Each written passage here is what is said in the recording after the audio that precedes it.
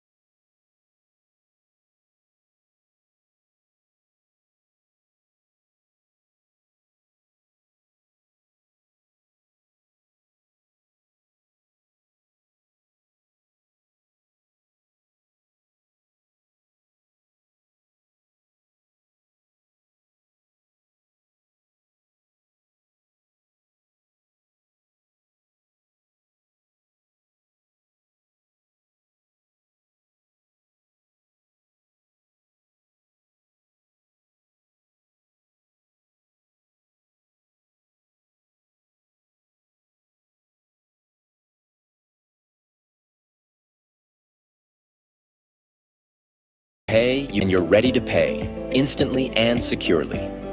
Use your crypto in stores, online, or withdraw cash without ever moving funds. No more delays, no more extra fees, just seamless crypto payments. Your funds, your rules. Experience the future of crypto payments today.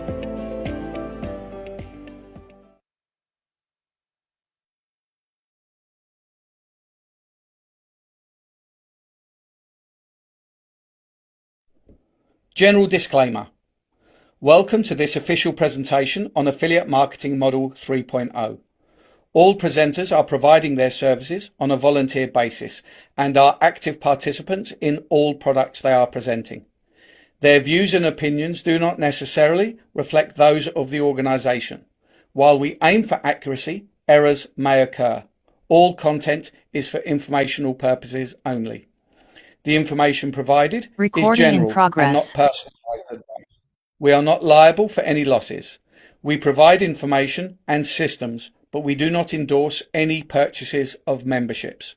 Your decisions are yours alone, so we advise conducting thorough research. If uncertain, seek guidance from a qualified professional. Attendees accept these terms by continuing to view this presentation. Let's explore affiliate marketing cautiously and curiously. Legal disclaimer. You are viewing an Affiliate Marketing 3.0 official presentation. All products and services, their component parts and operating methods and systems, either provided by or created by Affiliate Marketing 3.0, belong solely to Affiliate Marketing 3.0. All IPs are protected. Anyone copying, distributing, or reselling any Affiliate Marketing 3.0 product without express permission risks serious legal consequences. Any unauthorized broadcasting, live streaming, or social media sharing of Affiliate Marketing 3.0 presentations is strictly prohibited. Downloading and re-uploading presentations without permission violates copyright law and may also lead to legal consequences. Hello and greetings to everybody. Welcome to UK Primetime. This is an official presentation from Affiliate Marketing 3.0, and tonight is a special night because it is B. Chavez's night. It's blockchain education by Chavez.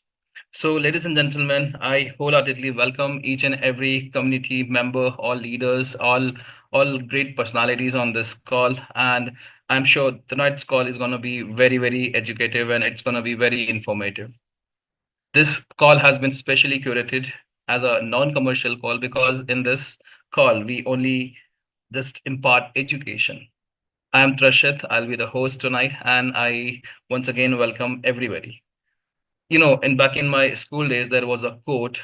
It is like, a good coach can change your game, but a great coach can change your life. So we have someone who right now is in the panel and who is going to be the keynote speaker tonight. He is the CEO of Affiliate Marketing 3.0. He is a great mentor to us with his expertise, with his knowledge, with his experience. He has been tremendously benefiting everybody through his technology, through the products he has been designing, as well as he also has been sharing his insights, his knowledge with us. So tonight is going to be B. Chavez's night, and with all due ado, I welcome Chavez to the floor. Thank you, Chavez, for joining this session, and the floor is yours. Thank you so much, Rashid. Welcome to UK Prime Time. I believe everybody's doing fine. Well, today's call is very, very important. It is with the subject to understand self-custody in a deeper level, just like we discussed staking and how staking what is the science of staking in the last Friday call. This Friday call is all about learning self-custody and how much it means to every crypto holder or user.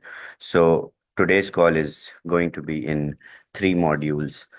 What is self-custody in crypto, why it is important for users, and the future of self-custody based on the products that are building right now on self-custody. So this is this is going to be very, very interesting as well as important discussion if you are holding crypto and if you are associated with the products where you are transacting in crypto. This is going to uh, bring and install the sentiments, the amount of information that you require to excel to excel in your crypto journey as a crypto enthusiast or as a trader, or if you hold crypto in your wallet. So take a moment, invite your friends, invite your network, invite your people so that they can also understand and learn the basics. And then we move on to the explanation as to how it is applied with our products, with Liquid Pay, how self-custody is going to lead the chart, and how we are going to reshape the industry with the new concept that we have brought. Perfect. I'll just take one moment to share my screen. Okay. So we will learn step by step what is self-custody in crypto, and then we will stretch the module to how it is important for you. And then we will understand with respect to products how it is important and why are we pressing and why did we bring the self-custodian narrative to the market. It is not just a narrative now, it is the applied science that we have already used in the in the building of liquid pay cards where you hold the custody of your wallet. So let's understand. So what is self-custody in crypto? Self-custody in crypto refers to the practice where individuals have full control over their digital assets, managing their private keys without relying on third-party intermediaries such as banks or centralized exchanges. In in simple terms, not your keys, not your coins, is the fundamental principle of self-custody. A self-custodian wallet or non-custodial wallet ensures that the user has access to and control over their funds. These wallets, they store private keys directly on the user's device rather on centralized platforms. So let me explain this. I believe everybody on this call is a member of WAAS. Everyone has a WAAS account. When you deposit your crypto into WAAS in your wallet, there is a special wallet that is generated in your profile that is not in your custody. Those wallets are basically system generated wallets, and their private keys are held in the system. Those private keys are not with me. These private keys are integrated in the system, and that gives you seamless experience as a user to deposit funds, and then it is converted into either SUSD or either BUSD. So similarly, in centralized exchanges, when you deposit crypto, they carry a denomination which is equivalent to the value of what you deposit, and the wallets inside centralized exchanges, you don't own the crypto, you don't own the keys of those wallets.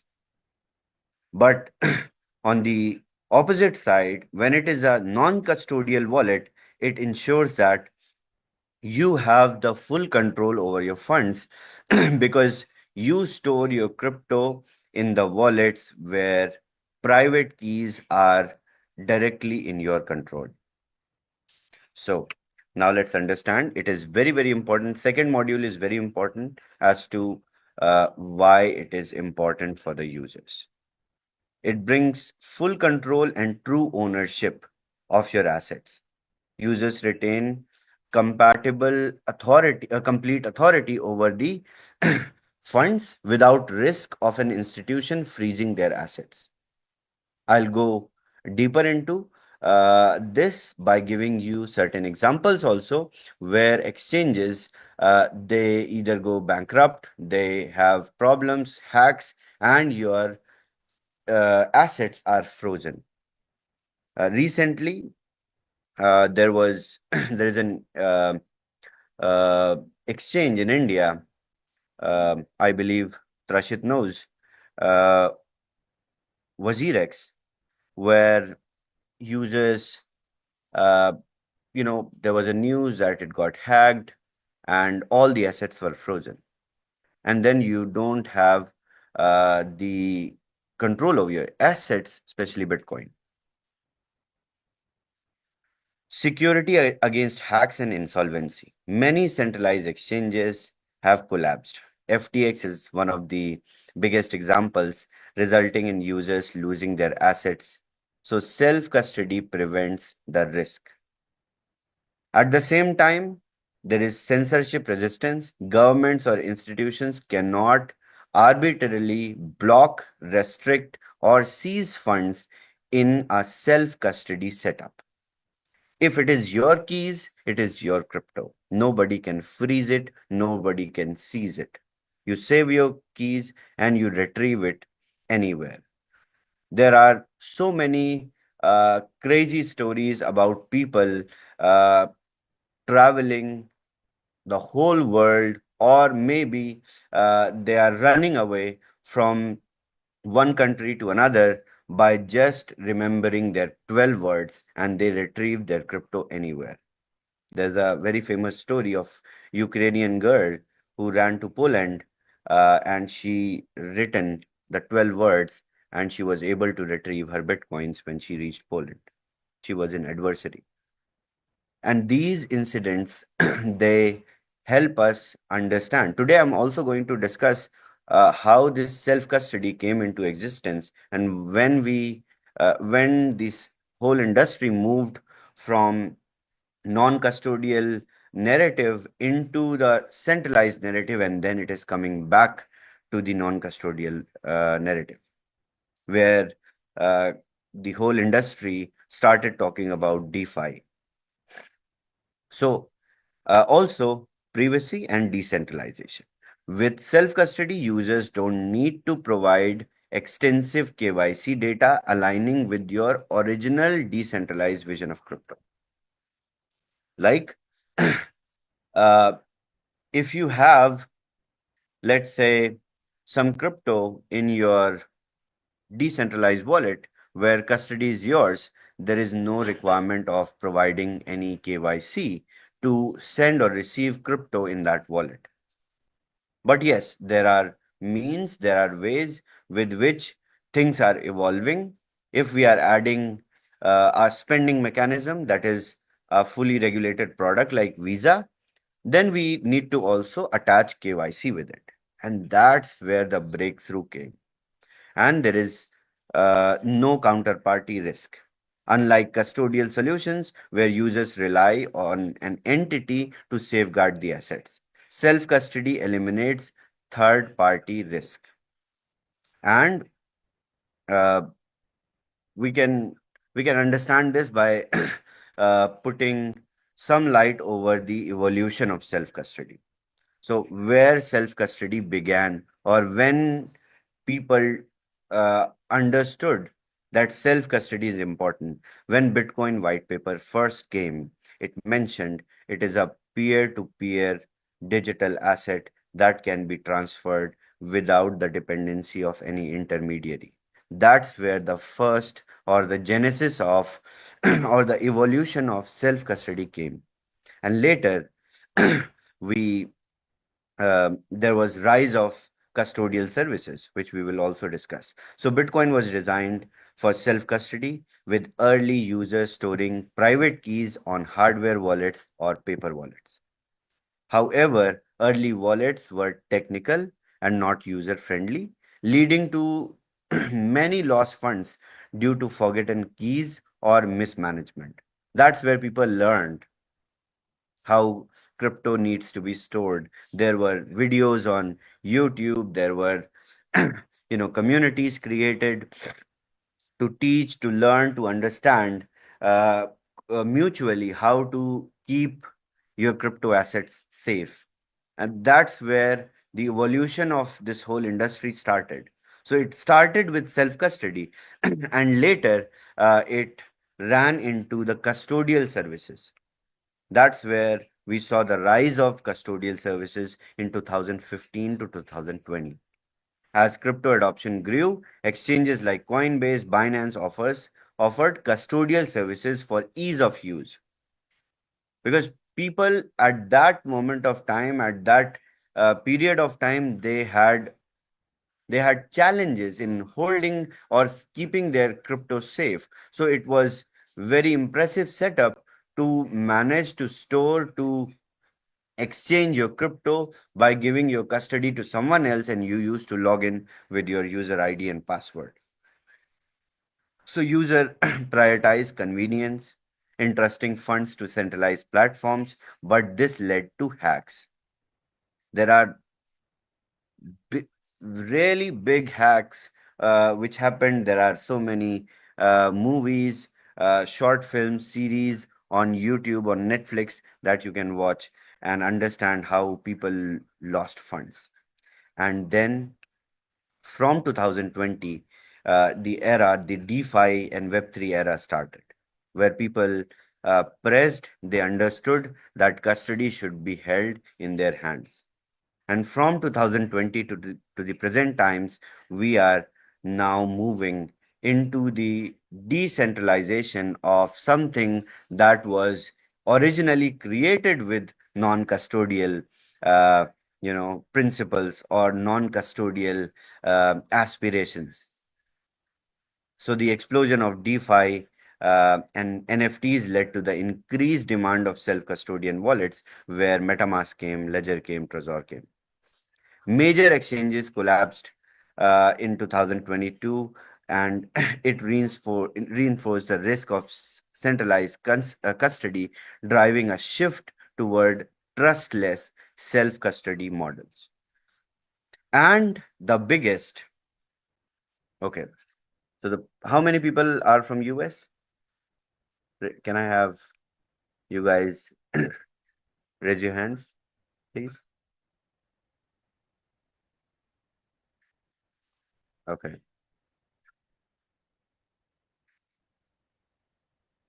Okay, perfect. Even Native Americans can understand this.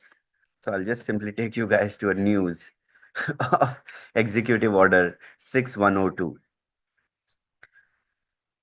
Signed on April 5, 1933 by US President Roosevelt, forbidding the hoarding of gold with United States. And it was made, how many people remember this or know this? Raise your hand, even if you are not from US.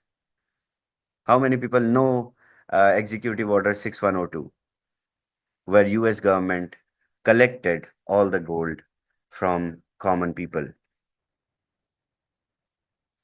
And this in the industry we call 6102 attack by the government. And this can happen to Bitcoin. This can happen to you, to us, to any of the nationalities, even we are not from US.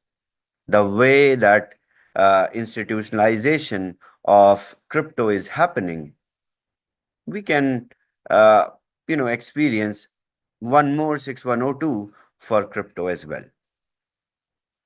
So let's not discuss too much, but yes. So these are the incidents which help, or which make us open our minds and understand clearly as to why do we need to move on self-custody. And if I will take you guys and show you one interesting video of Michael Saylor explaining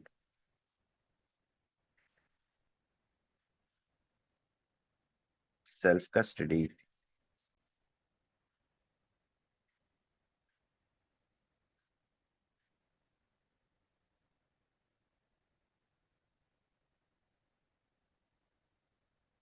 Bank in Argentina 20 years ago. It was in US dollars. The peso was 1 to the dollar.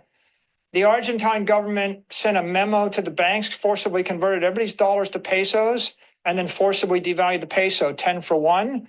And I woke up the next morning and I had $100,000. I had $1 million the day before. They stole 90% of all the currency from everybody in the country overnight on a fax, without a law, without an army. Now, how hard would it be to take all of the property or of everybody in the country with Bitcoin? You have to go arrest 60 million people, sweat them all in a jail for 90 days. How do you arrest 60 million people and sweat them in jail for 90 days? It's like a billion times harder. I had $1 million in a bank in our. So these are the incidents with which you can relate that anything can happen if the custody is not in your hands. So as we are moving, we are maturing and helping this industry mature with crypto, with decentralization. We need to also follow the footsteps of decentralization and self-custody. So the future of self-custody, or the future where the self-custodian wallet-based products, they are emerging now in the industry, and why they are important, and what is the background, how do we relate it with the spending card or something else, where you have your crypto that you can spend or transfer with your custody, how products are now taking shape. So self-custodial crypto cards and payment solutions are emerging, bridging gap between decentralization and real world usability. Innovations like multi-party computation wallets and smart contract wallets are making self-custody more secure and user-friendly. How many people in this call you understand about smart wallets that you have created in Dodo? How many people understand clearly what are smart wallets, and how it is also giving you a self-custodial setup with your own ease of use? We are calling it smart wallets, or ERC 4337. How many people understand? Please raise your hand. Let me see. Okay.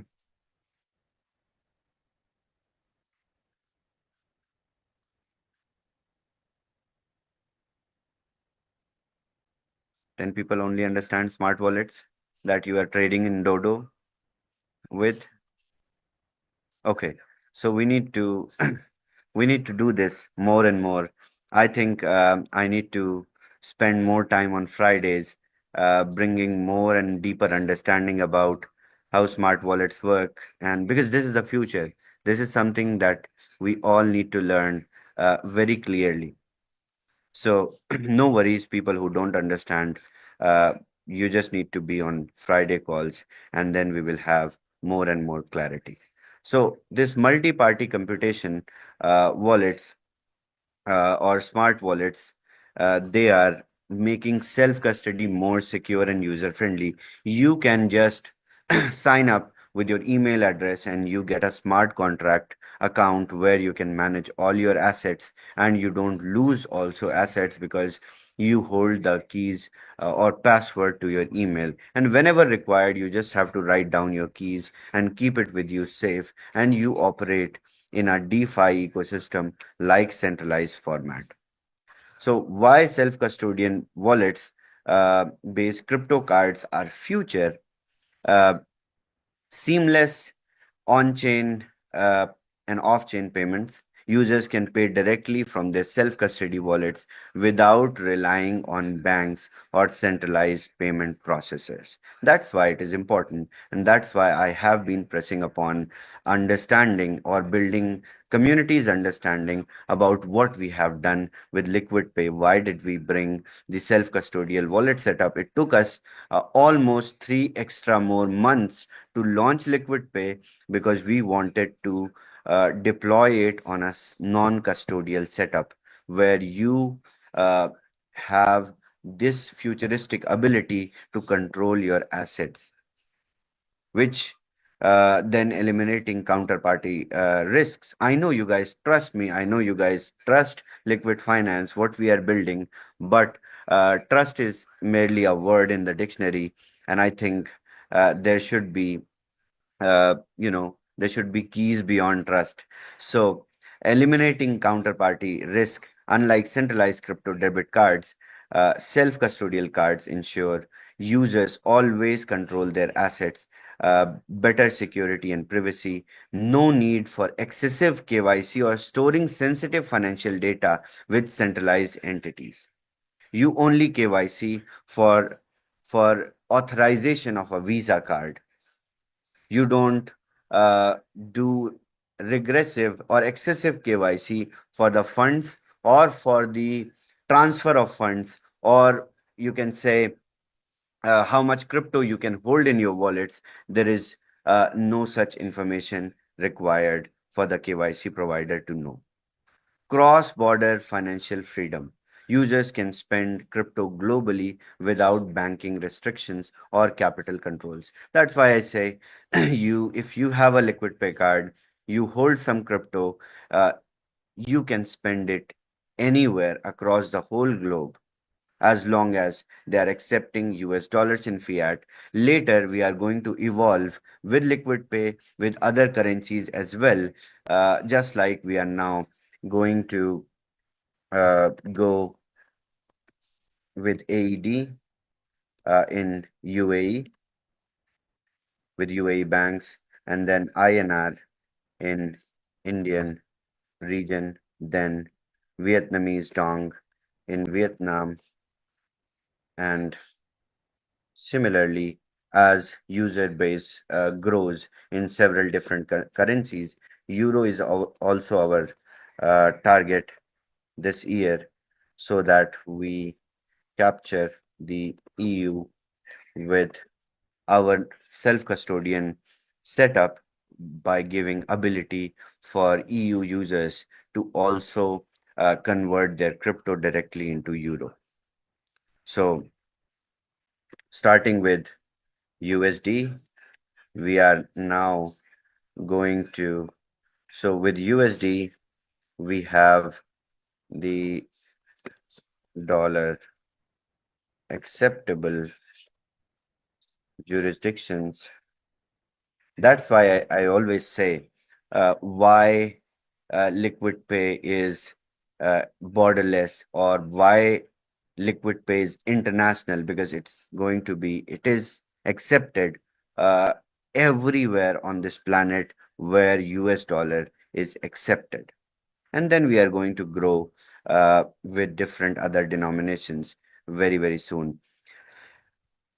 One more and last but not the least, but very important point: direct integration with DeFi and Web3. Users can interact with DeFi services while spending their crypto seamlessly.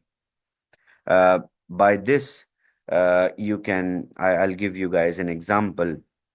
uh, just like let's say you have in Liquid Pay, we just now we have launched our spending with Visa card, and later off-ramping comes. Later we have, let's say, 10 more services associated with it. So all these services you are consuming with a non-custodial wallet. You are spending with a non-custodial wallet.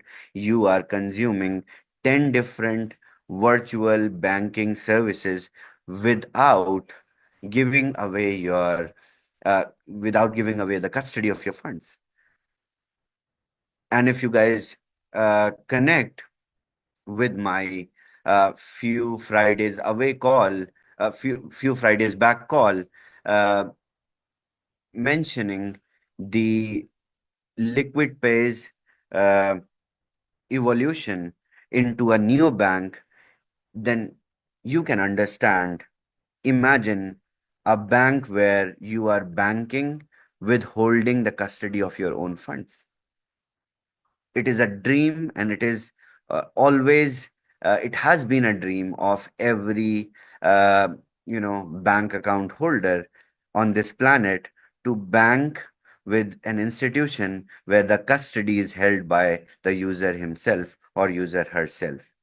And I think we are going to do a revolutionary change in the banking with Liquid Finance's Layer 1 solution, and also offering the banking solutions with Liquid Pay. And there I see the future of Liquid Finance, where the self-custody works hand in hand with the KYC banking. And this is, my friends, the future. This is where we need to focus. I don't wish that another uh, such executive order comes and your crypto is taken away, or your crypto is frozen by the governments, which is likely to happen as we see ETFs rising, as we see the institutionalization of crypto happening, reserves being created. And that's why on last uh, 2 Fridays back, I focused on uh, teaching people to create a reserve at your family level. There should be a family reserve first, and then we should talk about the national crypto reserve. So that is it for Friday. I believe I was able to open some of your minds in terms of why self-custody is important and how it is going to change the dynamics in this industry, how we have evolved from a non-custodial industry into a custodial one, and then moving back into the DeFi narrative. So let us help and encourage the projects which are giving you the liberty of holding your custody with you. Thank you. Back to you, Trashit. Thank you, Shavez. That was a rare insight, and I'm sure people would have loved it, because this is the future, right? So Yunus is already here. He has raised his hand. Yunus, let me unmute you, and you may put your question. Hi, Chavez. How are you? Good, Eunice. Amazing, amazing. Chavez, yesterday I was with a big leader in another thing, in another thing. He doing mining, Bitcoin, I don't know. But he loved the Liquid Pay card. He said, wow, we need something like that to our community. And he said he got 8,000 members, and I'm working with him. He want to, because he showed me the Bybit card, and I say, listen, come on, this is a centralized card. But this is a question he asked me yesterday, and I wanted to ask the question to you. When we deposit USDT or USDC to Liquid Pay, right away we see the deposit, and then we see, it's a conversion fee that is applied, a small conversion fee. Yes. When we draw, when the withdraw button will be available. Let's say I put, I don't know, I send 100 or 200, whatever.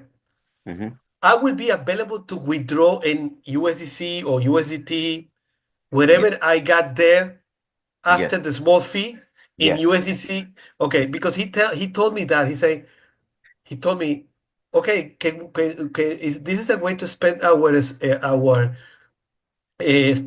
stable coins, but Mm-hmm. we need to exchange that into the fiat Yes. money in Yes. order to pay So with.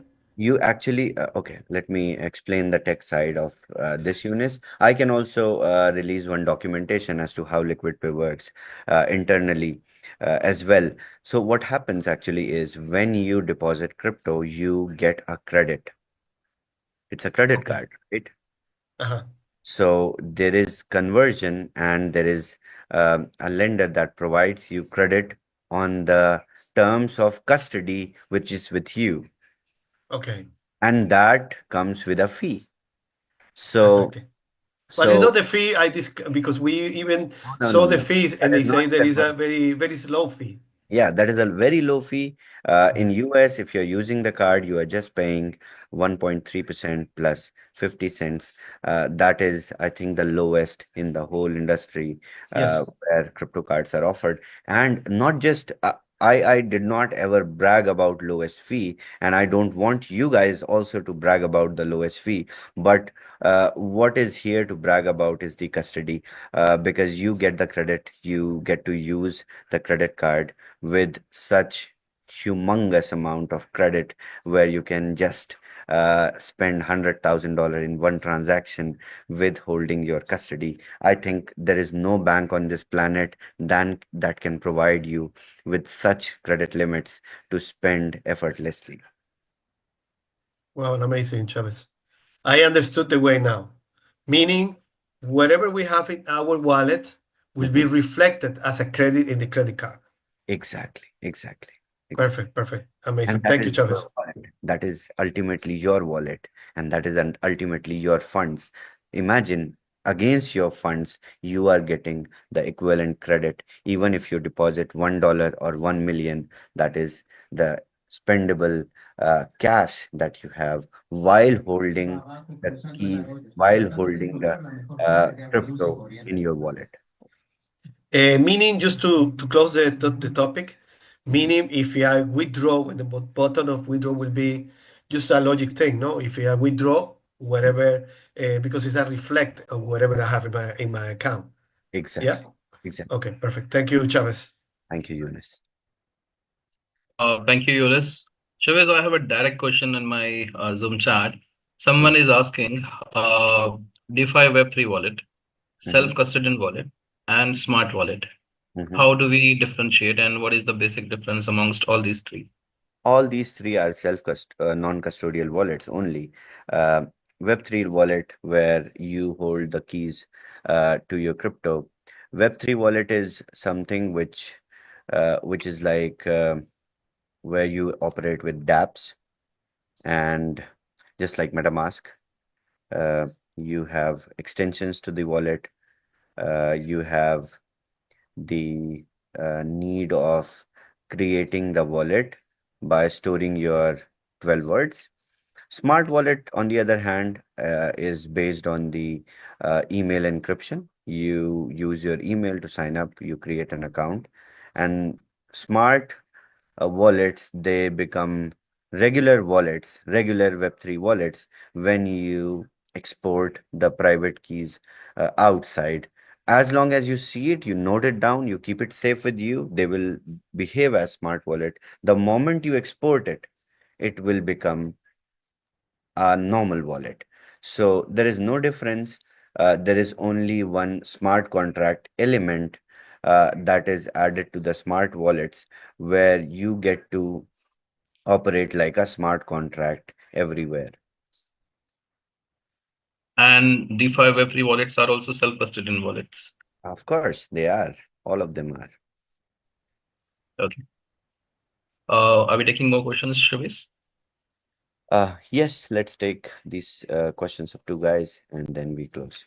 Okay. So, ladies and gentlemen, let's keep the session limited to the topic. Self-custodian wallet is the topic, so keep your questions around it. We request your video on and your virtual hand raised. My lord, I'll request you to unmute. You may ask your question around the topic tonight. Hi, Chavez. My lord, how are you? I'm good. I come a little bit late. I hope that Tachi got the recording. Yeah, I was busy, so I come late. Yesterday, I watched a YouTube about Joe say that when we are US people, when we do KYC, we had to use passport. Can I use my driver license or no? First, let some people KYC with their passports first, and then we will ask some users to experiment and do KYC with their driver's license, and just join Zooms on weekend. As soon as US goes live by this weekend, I will conduct a special Zoom, and I will be there on US Prime Time regularly for 3-4 days to ensure that there would be we will explain how to do it. Don't worry. Yeah, because my passport is not right here because I just sent it to renew it, so I don't have the passport, to scan it. I go all the way to the spot, say you have to scan your passport. Man, I don't have my passport here, so I just stop it. So one more thing you can do, my lord. Do you have? Okay, you sent your passport for renewal, so you Yeah, don't have it. Okay, no. I have a picture, but I don't know if that will work. Picture can also work because now you have option to upload also your documents in the KYC if you guys see. Oh, you can upload Yes. document, which is like passport or driver license or which one? Uh, let's first do with passport. Few of the people, Okay. once they pass, then we will ask few people to do with their driver's license, and we will see how it goes, and then likewise we will announce. Because I I should don't. participate. Yeah, I will participate your Saturday Zoom then. Okay. Thank Okay. you. Thank you, my lord. All right, so we believe that will be the end of the session. And thank you, Shaviz, for this wonderful session. This sessions are becoming more and more empowering with the knowledge that you are sharing. I think we should invite more people. This goes for everybody, all the community members. Let's invite more and more people on these sessions because these are absolutely non-commercial sessions, but they, in a way, give us an advantage, give us a leverage to understand our ecosystem better and in a more informative manner. So thank you, ladies and gentlemen, for joining this session. Thank you, Chavez, for taking time for this special sessions, and we'll see you very soon. We just have dropped a evaluation form that is for your feedback on these sessions and everything that we are delivering in a new format, as well as we have special dedicated channel on which you can drop your question and these questions will be answered by our tech experts.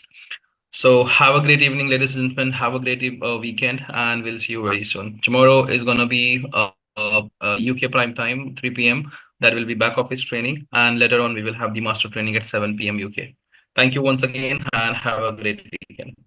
Thank you. Bye bye. Recording stopped.